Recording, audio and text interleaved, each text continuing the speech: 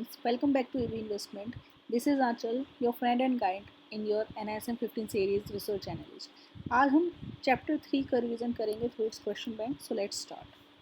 Question number 1. A bond with a face value of rupees 1000 has a coupon rate of 9%. The expected rate of return is 13%. The value of this bond will be lower than face value, higher than face value, equal to face value, none of them. So correct option is lower than face value. Why? Because the face value of the bond will be lower than face value because the expected rate of return is 13% is higher than the coupon rate, that is 9%, making the bond less attractive in the market and thus its value decreases. Next question. Which bond provides inflation protection? Options are warrant, principal protected note, payment in kind or inflation index. So correct answer is inflation index. Next question. Which type of bond is likely to have higher convexity? Options are bonds with lower coupon rates, long-term bonds, bonds with higher coupon rates, short-term bonds. So the correct answer is long-term bonds. Next question.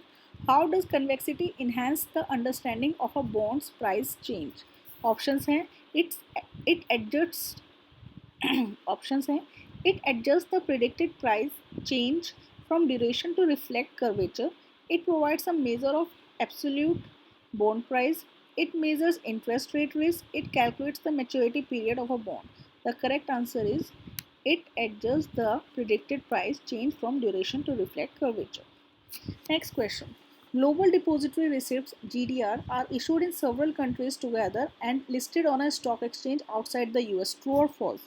The answer is true. Next question.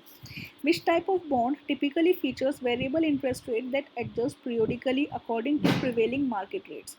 Options हैं puttable, zero coupon, callable और floating rate. The correct answer is floating rate. Next question. Bonds that do not pay interest rate during the entire term are called callable, puttable, zero coupon or floating rate. The correct answer is zero coupon bonds. Next question. Investors can ask for their money earlier than maturity in case of dash if interest rate rise. Options हैं warrant, callable bonds, puttable bond, none of the above. The correct answer is puttable bonds. Next question. What is the term for the return earned on a bond based on its purchase price, coupon payments and any capital gain or loss upon selling? Options हैं yield to maturity, current yield, holding period return, duration return. The correct answer is holding period return.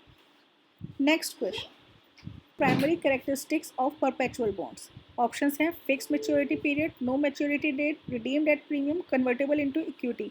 The correct answer is no maturity date.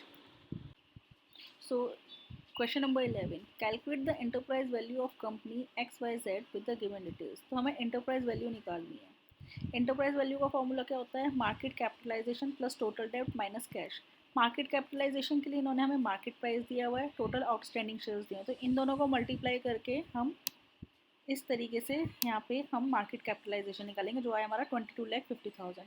Total डेब्ट है, cash in hand है, तो हम market capitalisation total डेब्ट को add करेंगे, cash in hand को minus करेंगे, तो आंसर आया हमारा 24,50,000 जो कि ऑप्शन 2 ये हो गई हमारी enterprise value. Next question. Mister B purchases mutual fund units at NAV of ₹10. After 2 years he redeems them at NAV of ₹14. What is his closest compounded rate of return? तो compounded rate of return कैसे निकलता है? Final NAV यानी कि जो हमने जिस पर हमने सेल किया है जो कि हमारी 40. इनिशियल NAV यानी इस पर हमने परचेज किया है दैट इज़ ₹10. ठीक है.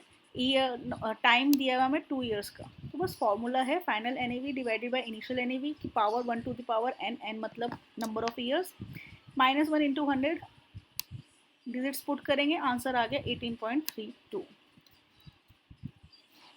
ये गलत है 40%. Correct answer is 18.32.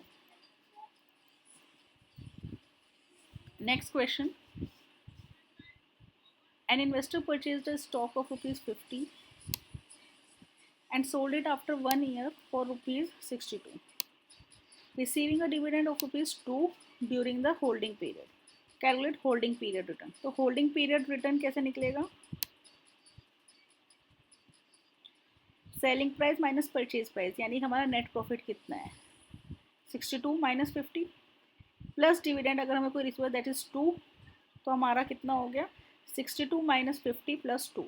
इसको डिवाइड करेंगे हम इनिशियल इन्वेस्टमेंट से, यानी कि परचेज प्राइस है जो कि 50 है, और बस उसको मल्टीप्लाई कर दें 100 से, तो आगे हमारी परसेंटेज में 28% हमारा answer. Next question, a bond with a coupon rate of ₹6.5% is trading at ₹110. Calculate the current yield. Current yield निकालने का formula coupon rate divided by CMP यानी current market price into 100. Coupon rate है 6.5, CMP है 110, इसको 100 से multiply करेंगे तो हमारा आ गया 5.91. ये हमारा आंसर है. ये रहा. Next question, inverse floater bonds have coupon rate which moves along with the benchmark rates. True or false? The answer is false. Next question. Purchasing a long dated high coupon bond is a good safeguard against a decline in which of the following? Options are interest rate, deflation, currency depreciation, none of the above. The answer is interest rates. Next question. Bond prices rise more than its fall with respect to interest rate movement. This is explained by YTM, duration, convexity, or modified duration. The answer is convexity. Next question. Under which category of bonds do housing loans, auto loans, and consumer loans fall? Options are callable, amortization, zero coupon, floating rate. Answer is amortization bonds.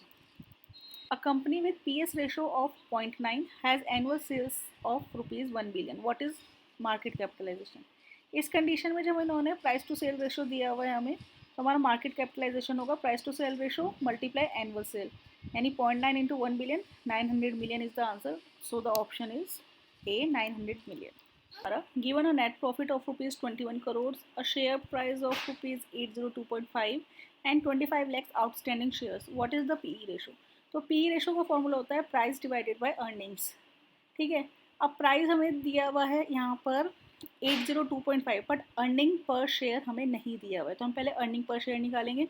Earning per share का formula है net profit divided by number of outstanding shares. तो net profit हमारा 21 करोड़ और outstanding shares हमारे 25 lakhs, तो हम उसको ऐसे लिखेंगे 21 करोड़ डिवाइड बाय 0.25 करोड़, तो हमारा EPS आया 84.